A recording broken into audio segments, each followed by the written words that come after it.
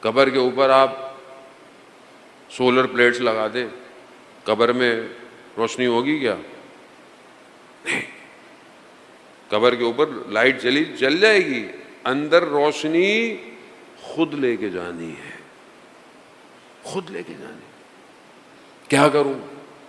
آیت اللہ غازی طباطبائی کو کسی نے بعد میں دیکھا، ان کی ڈیتھ کے بعد ان سے پوچھا کوئی حسرت، بہت بڑے عارف تھے، ہاں، کوئی حسرت ہے زندگی میں جو نہ کی ہو؟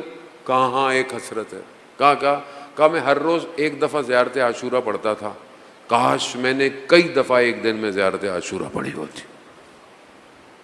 نور ہے، نور۔ کیوں کہا شب جمعہ شعر مذاق ایسی چیز نہیں کرو جمعے کی رات؟ کیوں؟ شب جمعہ خاص نور ہے، خاص۔ مفاتیح الجناح میں ایک روایت نقل کی گئی ہے، کوٹ کی گئی ہے، کیا؟ شب جمعہ جو جوان خدا کی بارگاہ میں استغفار کرتا ہے، گریہ کرتا ہے، سمندر کی مچھلیاں اس کے لیے استغفار کرتی ہیں۔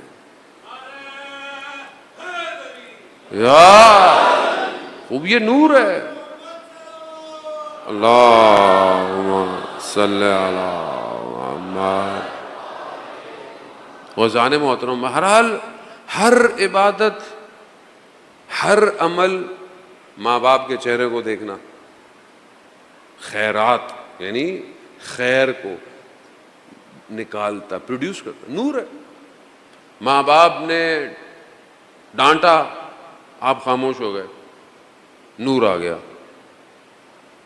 آپ نے بحث کر دی، نور چلا گیا۔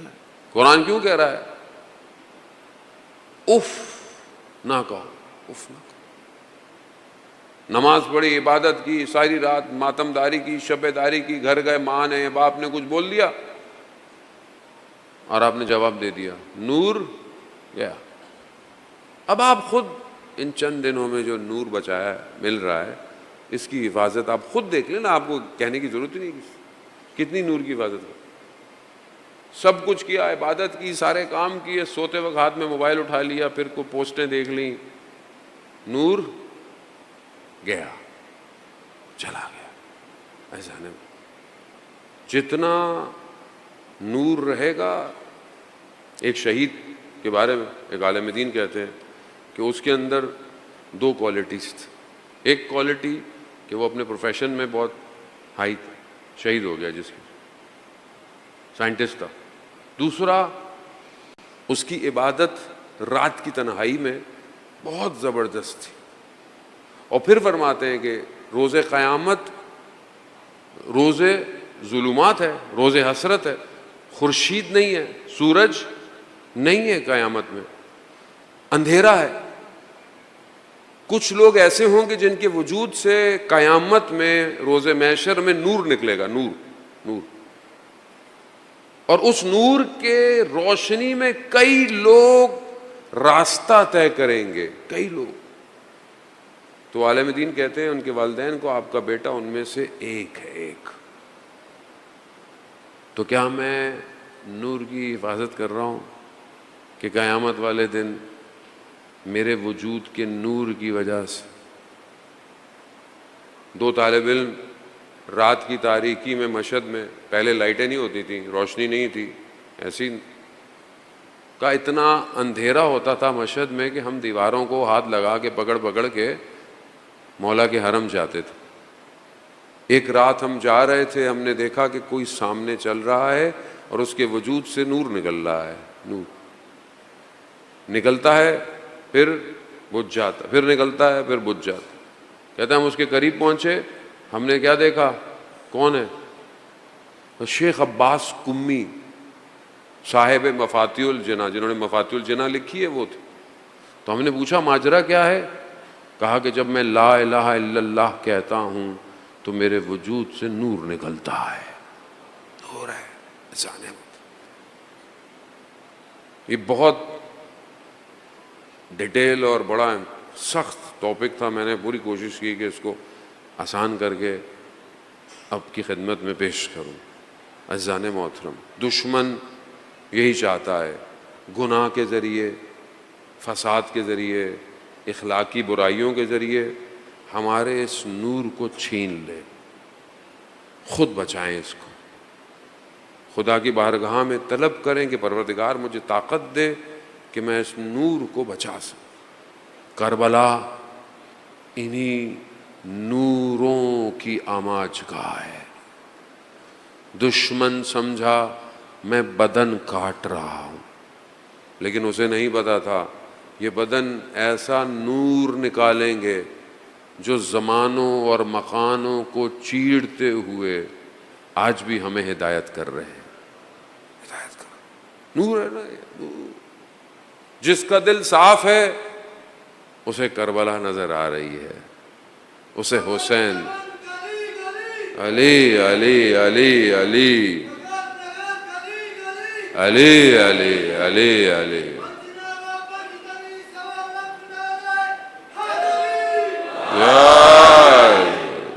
اذان محترم۔ بہرحال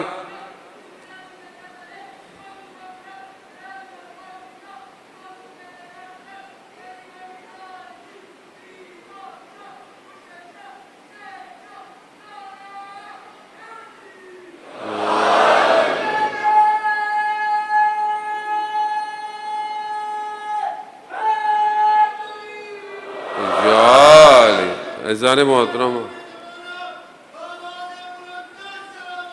اللہم صلی علی محمد۔ اذان محترم، ہر کام خیر، ہر نیکی ایک نور پروڈیوس کرتی ہے۔ اب یہاں ہمارے جوانوں نے امامیہ بلڈ بینک لگایا ہوا ہے، اور جو لوگ خون کا عطیہ دے کر بہت سارے لوگوں کی جان بتانا چاہتے ہیں، یہ خود ایک کام نور کا کام ہے۔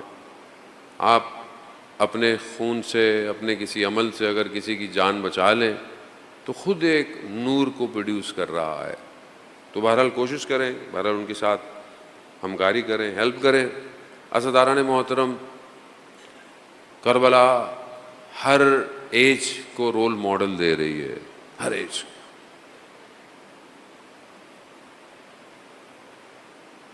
کوئی یہ نہیں کہہ سکتا کہ میرے لیے کربلا میں کچھ نہیں ہے، ایسا کچھ نہیں۔ ہر ایج، بزرگ، بچہ، بوڑھا، جوان، خاتون، ماں، بہن، بیٹی، بیٹا، بھائی، سب کربلا۔ شب عاشور امام نے جب کہا کہ شمع گل کر دو، جو جانا چاہتا ہے چلا جائے، اور پھر جب کوئی بھی نہیں گیا تو امام نے ان کے مقام دکھائے، ان کو بتایا کہ تم شہید ہو جاؤ گے، یہ تمہارا مقام ہے۔ ایسے میں ایک چھوٹا سا بچہ خیمے میں پیچھے بیٹھا ہوا یہ سب سن رہا ہے۔ جب سب کو بتا دیا تو بچہ کھڑا ہوا، کہا چچا جان کیا ہماری باری نہیں آئے گی؟ عشق دیکھیں آپ، معرفت دیکھیں آپ۔ چچا جان ہماری باری نہیں آئے گی؟ امام نے کہا قاسم آپ کی باری تو باری ہے، علی اصغر کی باری بھی آئے گی۔ جب جناب قاسم نے یہ سنا نا کہ علی اصغر کی باری بھی آئے گی تو بنی ہاشم کا خون تھا، جوش میں آیا، کہا چچا جان کیا دشمن خیموں تک پہنچ جائیں گے؟ ہاں نہیں قاسم، ہم خود علی اصغر کو لے کے جائیں گے۔ مگر جناب قاسم کو